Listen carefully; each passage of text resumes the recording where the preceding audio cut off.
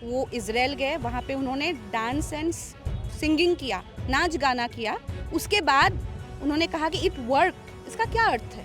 हम तो सिर्फ अर्थ जानना चाहते हैं, आप डायरेक्ट क्लीन चिट कैसे दे देते हो?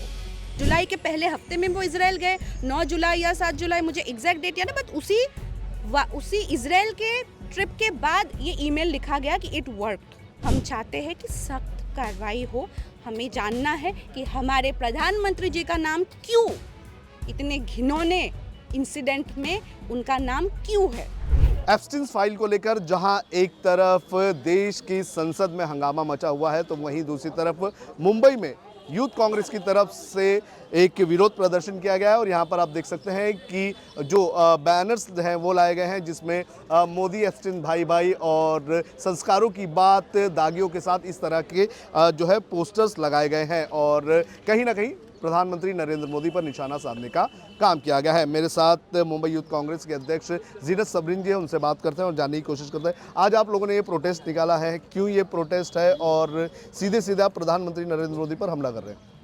आज मुंबई यूथ कांग्रेस, मेरे सभी मुंबई यूथ कांग्रेस के साथी यहाँ मैदान पे उतरे हैं क्योंकि हम खुलेआम विरोध कर रहे हैं कि प्रधानमंत्री जी को जो क्लीन चिट दे दिया गया है उसे आप सोच समझकर थोड़ा ठहर जाए और सख्त कार्रवाई की जाए, क्योंकि जेफरी एप्स्टीन जो जिस व्यक्ति के ईमेल में उनके नाम का उल्लेख हुआ है वो कोई अच्छे व्यक्ति तो थे नहीं। वो एक सेक्स ऑफेंडर थे, एक चाइल्ड ह्यूमन ट्रैफिकर थे, वो एक करप्ट व्यक्ति थे।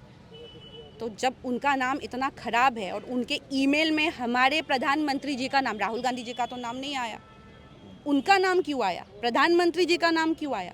और जब उनका नाम आया है और वहाँ पे उन्होंने क्लियर शब्दों पे लिखा है, उन्होंने लिखा है कि वो प्रेसिडेंट ट्रंप को खुश करने के लिए इज़राइल गए for the benefit of the US president. वो इज़राइल गए, वहाँ पे उन्होंने डांस एंड सिंगिंग किया, नाच गाना किया। उसके बाद उन्होंने कहा कि इट वर्क। इसका क्या अर्थ है? हम तो सिर्फ अर्थ जानना चाहते हैं, आप डायरेक्ट क्लीन चिट कैसे दे देते हो? आप अर्थ समझाओ ना, क्यों प्रधानमंत्री जी। और जब हम कनेक्ट द डॉट्स करते हैं, हम वापस देखते हैं पलटकर 2017 में 25 से 26 जून के दौरान वे अमेरिका में थे ट्रम्प के साथ। उसके बाद तुरंत बाद वो इज़राइल गए और जुलाई के पहले हफ्ते में वो इज़राइल गए, 9 जुलाई या 7 जुलाई, मुझे एग्जैक्ट डेट याद है, बट उसी इज़राइल के ट्रिप के बाद ये ईमेल लिखा गया कि इट वर्कड। तो जाहिर सी बात है कुछ तो षड्यंत्र हुआ होगा, कुछ तो खुश किया होगा प्रेसिडेंट ट्रम्प को। तो जेफरी एप्स्टीन जो एक बहुत ही ख़राब नाम है उनका, दुनिया में नहीं रहे बरोबर, लेकिन हम चाहते हैं कि सख्त कार्रवाई हो।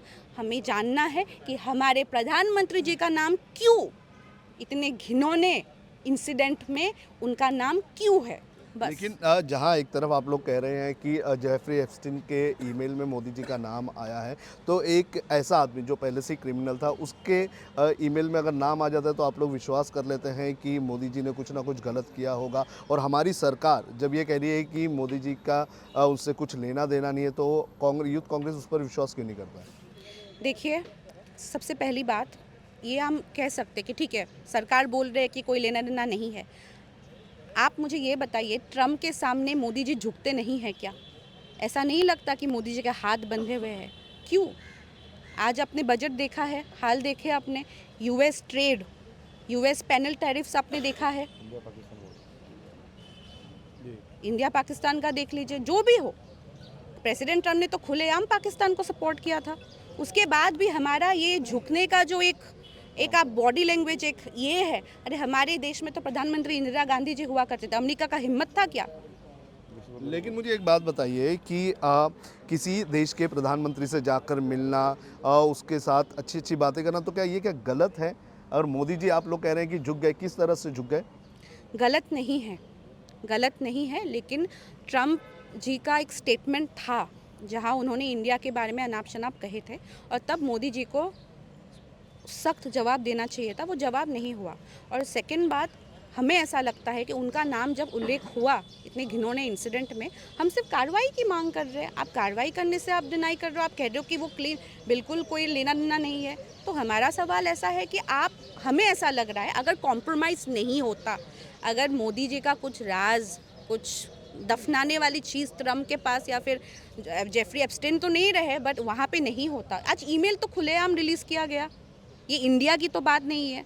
तो वहाँ पे अगर हमारा ऐसा है कि अगर वहाँ पे लिखा है और उन्होंने अगर लिखा, अगर वो कहीं पे मैच नहीं होता वो अलग बात है, वो मैच हुआ है क्योंकि वो अमेरिका में थे 25 से 26 जून के टाइम। उसके बाद पहली हफ्ते में वो इजराइल गए और इजराइल से आने के बाद ही जेफरी एप्स्टेन ने वो मेल क्यों लिखा? अरे वो एक सेक्स रैकेट चलाते थे, सभी बहुत बहुत प्रसिद्ध व्यक्तियों का नाम वहाँ पे है।